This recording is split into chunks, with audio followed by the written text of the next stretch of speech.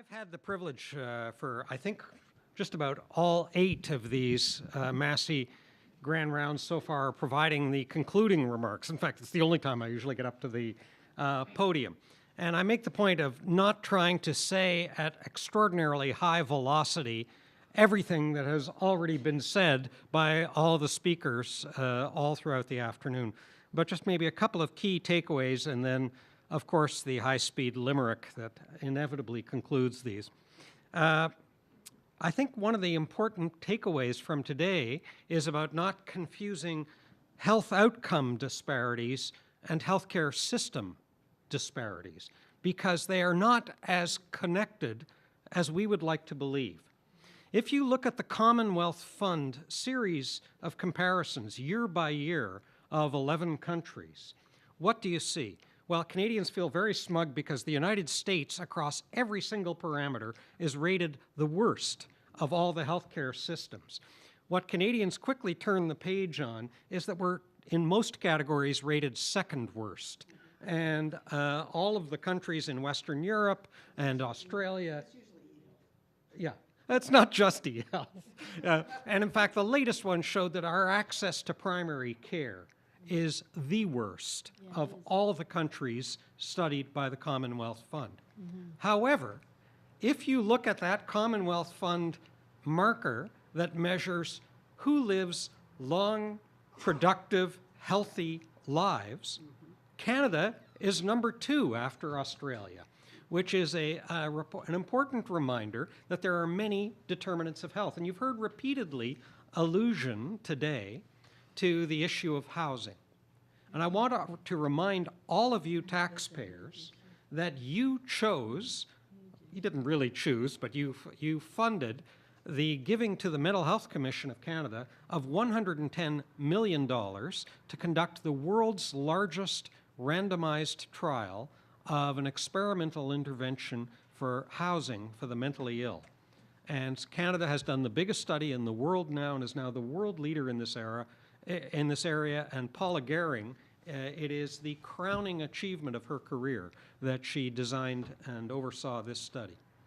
And this study has demonstrated, and the final results will be released on April 8th of this year, the study has demonstrated that investing in housing, high-quality housing for people with severe mental illness, saves the system money. To Race's point, that every dollar invested in good quality housing saves way more than $1 in terms of shelter costs, emergency room costs, and of course jail costs, though that triangle among which people with severe mental illness often rotate.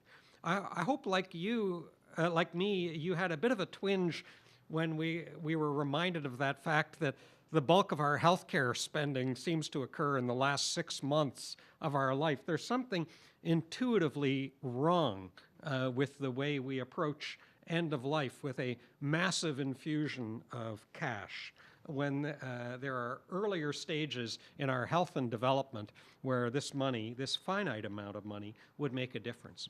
At the same time, there are areas where we can expand. I mean, if you look in England, if you look in Australia, they've chosen to place an emphasis on public funding of psychological health services, cognitive behavioral therapy.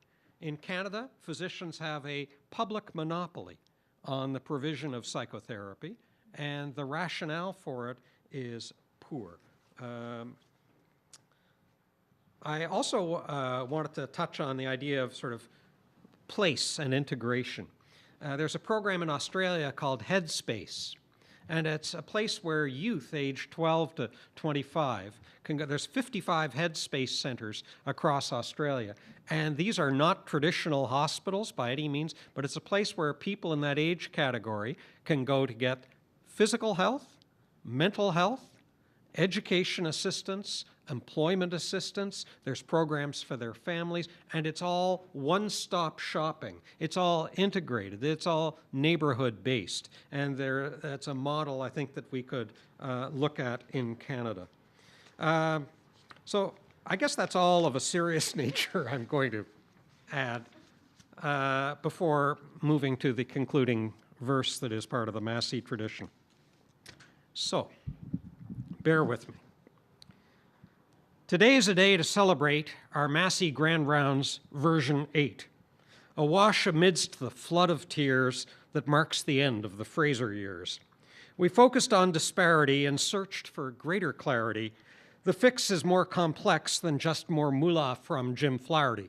A line, by the way, I wrote yesterday, so I'm a day short and $1 late, you know, or the other way around. Greetings came from Kendra Kamsa, the awesome rep from NASM, bios from Mosa and Zaslavsky, with which nothing actually rhymes, except Exosa, Samosa, Formosa, and Madame Blavatsky, the founder of Theosophy. So I'll move along. Junior Fellows, as in other years, got us started with a bang, thanks to Lisette, Duchess of York, and of course to Sabrina Tang. The ebullient Abby Angel and our master bid us welcome, as smooth and dry as skin that's powdered liberally with talcum. The plenaries were chaired by one sagacious, never showy, I speak, of course, with great respect, of Leonine Freddie Lowy, a former dean of medicine, Concordia's past rector, and when it comes to ethics, an assiduous inspector. Samir Sinha spoke of needs of those who, unlike me, are older, and disparities that at their age they should not have to shoulder. Bruce Newbold talked of immigrants, the backbone of our nation, source of cultural prosperity, not to mention innovation. My ancestors fled Lithuania and Russia, risking all. Some settled in Cape Breton, others stayed in Montreal. They would view this rhyme as Narishkeit, that's nonsense to you all. They would also call it chutzpahdik, which means unbridled gall. I spoke next of mental illness and the barriers to care, inequities that psychiatric patients should not bear. We chatted, then we ate and drank. Some people left the room. Bladders empty, bellies full, then meant the session could resume. JF's P. Stedman and A. Harris shared this second session's chair avec Véronique Morin, journaliste extraordinaire. I often wonder how one could be quite as smart as Dr. Bauman as she talked of healthcare workers and their jobs. Then Bruce Newbold spoke a second time, not just once like the rest of us poor slobs. We closed with Reza Dieber, in whom I am a believer.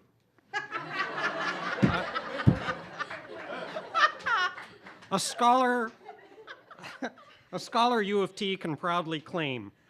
She challenged us to think in different ways if we are serious in changing regulations of the game. I'm out of words, I'm done with rhyme. This verbiage now must end, even though I still believe that Doggerel is a man's best friend. Some Auden-like blank verse would be, of course, more apt and classy, but not for what they pay me to be at Grand Rounds at Massey.